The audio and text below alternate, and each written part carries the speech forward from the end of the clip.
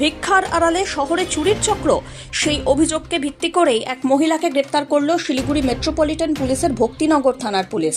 ধৃত ওই মহিলা শহরের বাঞ্জারার বেশে ভিক্ষা করত বলে অভিযোগ। ভিক্ষার আড়ালেই সুযোগ পেলে চুরির একাধিক ঘটনা ঘটিয়ে ফেলত।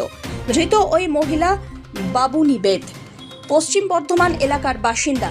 ভক্তিনগর থানার পুলিশ সূত্রে খবর, গত 30 তারিখ দুপুরবেলায় ইস্কন রোড সংলগ্ন 2 নম্বর জ্যোতিনগর এলাকায় এক বাড়িতে একাই ছিলেন এক মহিলা।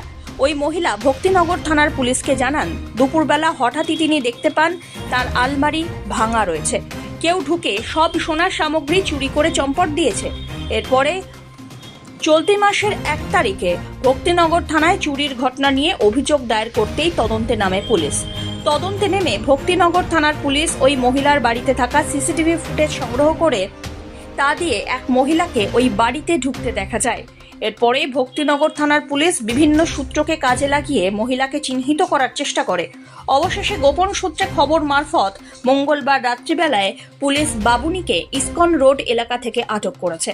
এরপরে তাকে প্রাথমিক জিজ্ঞাসাবাদ করতেই সব পরিষ্কার হয়। ভক্তিনগর থানার পুলিশ তার কাছ থেকে চুরি যাওয়া সোনা উদ্ধার করে।